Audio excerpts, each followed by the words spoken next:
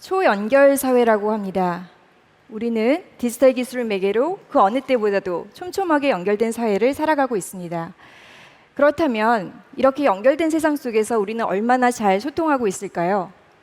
저는 동료 학자들과 함께 2007년과 2017년 두 번에 걸쳐 시민들의 정치 대화가 얼마나 성숙한 소통의 수준을 구현하고 있는지를 분석했습니다. 얼마나 합리적인 근거를 바탕으로 내 의견을 주장하는가와 상대의 의견을 얼마나 진지하게 경청하는가를 기준으로 두 가지 기준이 상대적으로 모두 높을 때를 소통의 상황이라 정의했습니다. 2007년 연구 결과 가장 많은 비중을 차지한 것은 소외 유형이었습니다. 합리적으로 내 의견을 표현하기와 상대 의견 경청하기가 모두 잘 되지 않는 사람들이 가장 많았다는 것입니다. 모바일 기기의 확산으로 연결성이 더 높아진 2017년에도 상황은 크게 다르지 않았습니다. 여전히 소외 유형의 비중이 가장 높은 가운데 흥미롭게도 10년 전에 비해 소통 유형의 비중은 줄고 소란 유형의 비중은 높아졌습니다. 자신의 의견을 표현하는 능력에 비해 상대방에 대한 듣기는 잘하지 못하는 사람들이 오히려 늘어났다고 해석할 수 있습니다. 저는 같은 연구에서 시민들이 과연 어떤 사람들과 정치적인 대화를 나누고 있는지를 추가적으로 분석했습니다. 그 결과 시민들의 대화 연결망은 상당수 정치적으로 동질적인 사람들로 이루어져 있다는 것을 알 수 있었습니다. 세대나 성별로 분석해 봤을 때도 유사한 결과가 나타났습니다. 이러한 결과는 연결성이 높아진 시대에 유유상종 현상, 즉 비슷한 사람들과만 만나고 교류하는 경향이 오히려 더 심화될 수 있다는 우려와 연결됩니다. 오전 강연에서 들으셨듯이 동질적 집단 내에서는 의견 극화가 더 심화될 수 있기 때문에 사회 전체적으로 볼 때 집단 간의 갈등도 필요 이상으로 강화될 수 있습니다. 실제로 한국보건사회연구원의 2018년 보고서에 따르면 점점 더 많은 국민들이 우리 사회의 갈등을 심각한 수준이라고 인식하고 있습니다. 특히 계층 갈등과 이념 갈등의 심각성에 대한 우려가 높습니다. 민주주의가 성숙할수록 다양한 갈등이 생기고 갈등을 통해 사회가 한 단계 더 발전하지만 갈등이 조정되지 않고 대립과 극화로 이어진다면 공동체의 지속 가능성 자체가 흔들리게 됩니다. 사회적 갈등을 심화시키는 원인에는 여러 가지가 있겠지만 한국사회갈등해소센터의 조사에 따르면 우리 국민들은 경제적, 사회적 불평등이나 정치권의 문제뿐만이 아니라 언론 보도를 갈등을 유발시키는 요인의 하나로 지목했습니다. 실제로 1990년대 이후 최근까지 언론의 갈등 보도량이 급속히 증가했습니다. 그렇지만 양적인 증가보다 더 심각한 문제는 갈등을 보도하는 방식에 있습니다. 무엇보다 언론은 갈등의 본질을 규명하고 그 원인을 심층적으로 분석하기보다 표면적으로 드러나는 갈등 주체들 간의 대립을 부각시키는 경향을 보입니다. 이런 보도 경향은 독자나 시청자로 하여금 왜 갈등이 발생하는지를 찬찬히 이해하기에 앞서 갈등 자체만을 기억하게 하고 염증을 느끼게 합니다. 더 나아가 갈등 주체들 간의 차이를 실제보다 더 심각하게 인식하게 합니다. 언론은 복합적이고 다양한 여론 지형이 형성될 때도 그것을 단순화하는 관행을 가지고 있습니다. 실제로 좋은 저널리즘 연구의 연구 결과를 보시면 해외 언론에 비해 한국 언론의 경우 기사에서 단일 관점만을 제시하는 비중이 매우 높다고 합니다. 이러한 경향은 갈등 보도에서도 그대로 나타납니다. 특히 이해관계나 가치가 첨예하게 충돌하는 갈등 이슈에서 단일 관점만을 제시할 경우 마치 언론 자체가 갈등의 한 주체로서 특정한 편을 드는 것처럼 비춰질 것입니다. 선행 연구에 따르면 이러한 갈등 보도 방식은 개인과 집단 수준에서 의견 양극화를 촉진하는 효과를 가집니다. 더욱이 특정 관점에 치우친 갈등 보도가 사실 검증에 미흡함을 보이거나 의견과 사실을 분리하지 않을 경우 언론에 대한 불만이 높아지고 신뢰가 추락할 수 있습니다. 기사로 많이 접하셨겠지만 영국 옥스포드 대학의 로이터 저널리즘 연구소가 실시한 국제조사에 따르면 한국 언론에 대한 신뢰는 최근 몇 년 연속 조사 대상국 중 최하위를 기록했습니다. 특히 2019년 조사 결과를 보시면 오로지 22%만이 언론을 신뢰할 수 있다고 응답한 바 있습니다.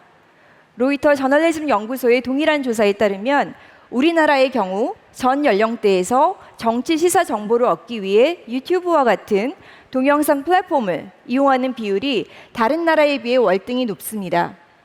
이러한 양상은 다른 디지털 매체에 대해서도 유사하게 나타납니다.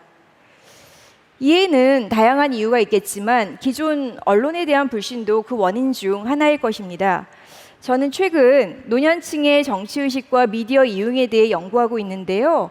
여기 인용된 것처럼 제가 인터뷰한 어르신들도 기존 언론에 대한 불신 속에서 소셜미디어나 모바일 메신저와 같은 새로운 채널을 이용하게 된다는 말씀을 많이 하셨습니다. 당신들의 생각을 대표해주는 대안적 정보원을 적극적으로 찾게 된다는 것입니다. 디지털 채널의 확장으로 이용자들이 자신의 관심사에 맞게 원하는 정보원을 더 능동적으로 선택할 수 있다는 점은 긍정적이지만 이러한 디지털 공간에서 자신이 원하는 목소리만을 추구하는 확증 편향이 강하게 작동한다면 여기 보시는 것처럼 허위 정보의 영향력도 여과되지 않고 극화도 촉진될 수 있습니다. 결국 선택성과 능동성이 높아진 디지털 공간에서 다채로운 여론 환경이 조성되는 것이 아니라 이분화된 여론 극화 현상이 발생한다는 것입니다. 더욱이 내 의견을 더 공고히 하는 것을 넘어서 나와 의견이 다른 사람들을 공격하고 혐오하는 현상, 즉 감정적 극화까지 발생한다면 더 큰 문제가 됩니다. 다양한 차이에 따른 갈등이 소통을 통해 조정되지 않고 구성원들 간의 대립과 반목으로 지속되는 것은 우리 공동체에 큰 부담이 될 수 있습니다. 사회 전체적으로도 큰 정치적, 경제적 비용을 치러야 할 뿐만 아니라 구성원들이 감내해야 할 심리적 고통, 사회적 고통도 적지 않습니다. 무엇보다 이것은 다양성이 공존한 가운데 합리적으로 사회적 합의를 이끌어내려는 민주주의 가치와 배치됩니다. 최근 불거진 정치적 갈등으로 많은 국민들이 극심한 피로감을 호소해 왔습니다. 마치 전쟁이 일어난 것과 같다고 말하는 분도 만나봤습니다. 때문에 우리는 여전히 우리가 직면한 공동의 문제는 무엇인지, 어떻게 하면 의견 차이를 좁혀서 가능한 합의점을 찾을 수 있는지를 논의할 사회적 소통 기제를 절실히 필요로 합니다. 이를 위해 우리는 다양한 방법과 경로를 모색할 수 있습니다. 사회 구성원들을 촘촘히 연결하고 있는 디지털 기술을 활용해서 소통의 기회를 확장하고 소통의 질을 높일 수 있는 적극적인 상상력과 실천이 필요합니다. 그러나 무엇보다 공동체에 대한 이야기를 생산하는 가장 중요한 제도로서 저널리즘이 그러한 사회적 소통의 기제로 제대로 기능하는 것이 중요합니다. 저는 저널리즘이 신뢰를 회복하고 공론장으로 작동하기 위해 무엇을 고민해야 하는지를 말씀드리면서 제 발표를 마무리하려고 합니다.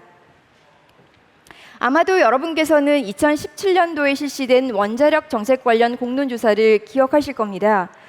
갈등 이슈의 하나였던 신고리 5,6호기 건설 문제를 둘러싸고 사회적 합의를 모색하기 위해 정부는 3개월 동안 시민 참여 공론조사를 실시했습니다.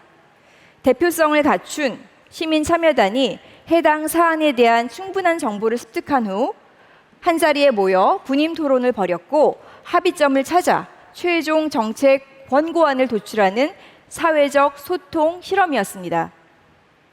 공론조사 마무리 단계에서 실시된 조사에 따르면 공론조사 참여자들은 대부분 최종적으로 어떤 결정이 내려지더라도 기꺼이 수용하겠다는 태도를 보였습니다.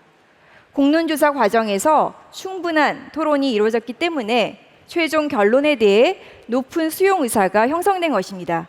제가 주목한 부분은 일반 국민들의 태도였습니다. 한국언론진흥재단이 실시한 조사에 따르면 80%에 가까운 일반 응답자들이 공론조사가 도출한 정책 합의안을 수용하겠다고 대답했기 때문입니다. 공론조사에 참여하지도 않았고 아마도 언론을 통해서만 그 과정을 접했을 일반 국민들도 사회적 합의안에 대한 높은 수용 의사를 보였습니다. 결국 사회적 소통을 통해 갈등이 조정되는 과정을 언론 보도를 통해 지켜본 것만으로도 갈등이 완화되고 사회적 합의가 촉진될 수 있음을 보여주는 긍정적 사례라고 할 수 있습니다. 최근 한국언론진흥재단이 발간한 보고서에 따르면 언론 이용자가 언론을 불신하는 것과 마찬가지로 언론인들도 이용자들을 불신하는 경향을 보인다고 합니다.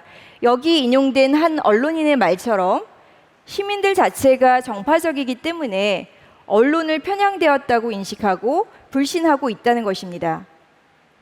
그러나 제가 2016년도에 발표한 논문에 따르면 언론 이용자들은 정파적 편향성만으로 언론에 대한 신뢰를 쉽게 거두지는 않습니다. 언론이 정확성, 객관성, 공익성 등에서 기대에 미치지 못하는 뉴스를 제공할 때 이용자들이 실망하고 불신이 높아지는 것입니다.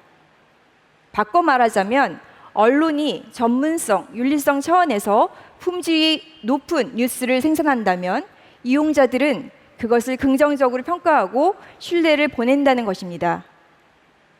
갈등과 극화 시대를 지내는 우리 공동체에서 저널리즘이 신뢰를 회복하고 사회적 소통의 매개체로 작동하기 위해서는 특히 갈등 이슈에 대한 보도에서 저널리즘의 기본 원칙을 지키며 좋은 뉴스를 생산하는 것이 무엇보다 중요하다는 것을 알 수 있었습니다. 조금 더 구체적으로 말씀드리겠습니다. 언론은 갈등 이슈에 대한 소통과 토론의 출발점이 될 수 있는 사실적 토대를 탄탄하게 제공해야 합니다. 독자들이 믿지 않는다고요?